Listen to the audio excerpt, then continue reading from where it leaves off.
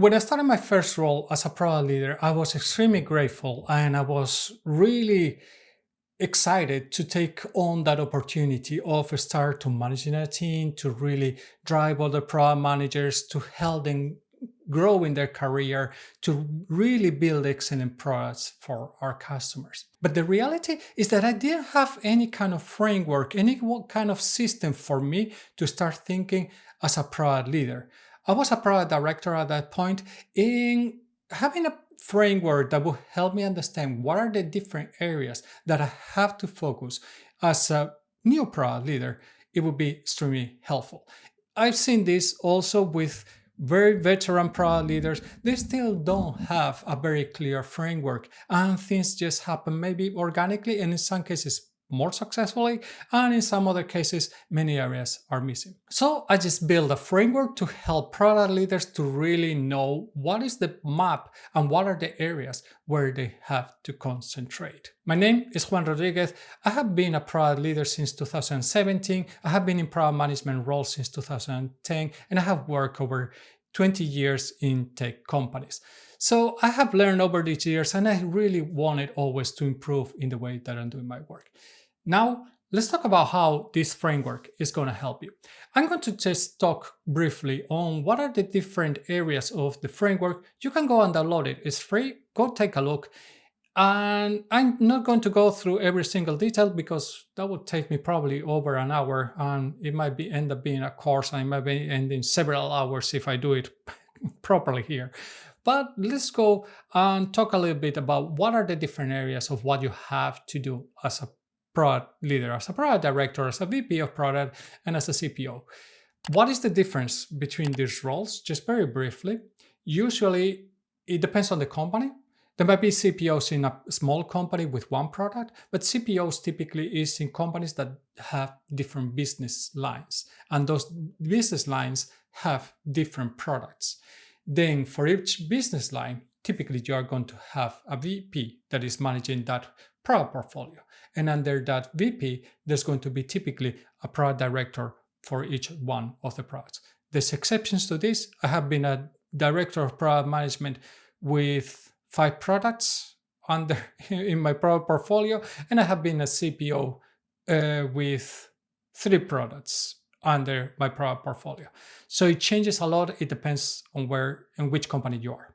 But let's go through what are the main points of the framework. First of all, you have to be able to define vision and a strategy to achieve your vision. Your vision is your North Star. It's going to be made out of what is the market problem that you're solving and what are the personas. You have to be able to define this, the personas that you are serving or that you are helping solve that problem. By the way, I just continue talking here.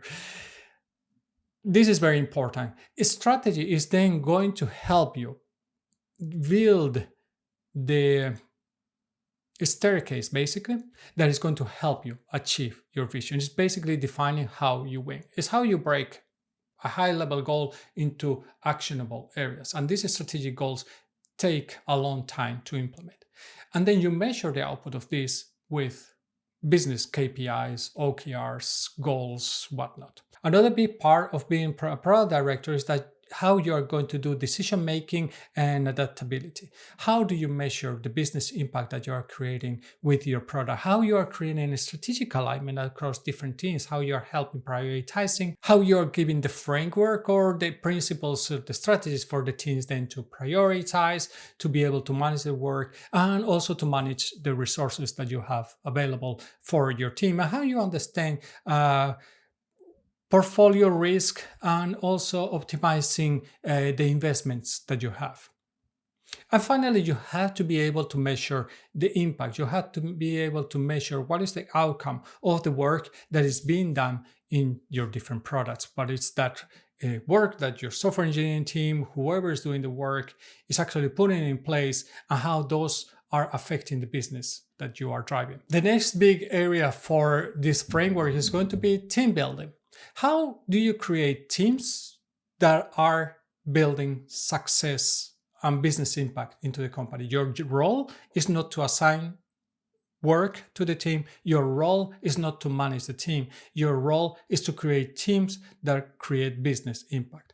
How you are going to define the responsibilities of and the roles of the team, how you are going to build the composition of your team, how you are going to be working cross-functionally, and how you are going to help your teams to grow in their career, coach them, and also bring feedback culture into your teams. Finally, the fourth piece of this framework is going to be the governance systems that you put in place. So here you are going to have things like product operations, how you're going to build product scale, how you're going to build that product culture, how you're going to create alignment, facilitate the work that the teams have to do, and how you create visibility on all the outcomes and basically building the feedback loops into the work that they are doing.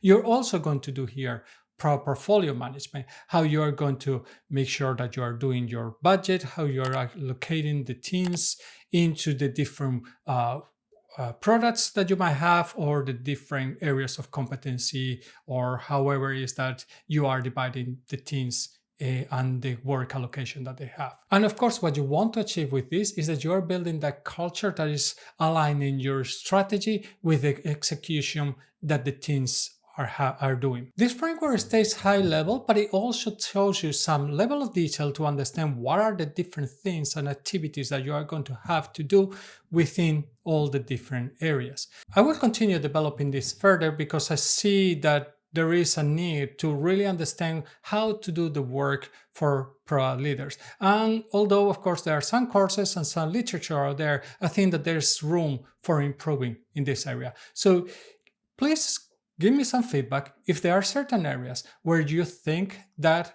I should focus in the future to talk more about them, to explain them more, so you understand how to really build a product leadership or build your own style of product leadership that really suits your company and that is really focusing on bringing business impact in the product work that your teams are doing. If you like the video, please give it a like, subscribe to the channel. Remember that you can download this framework in the description down below. See you in the next one.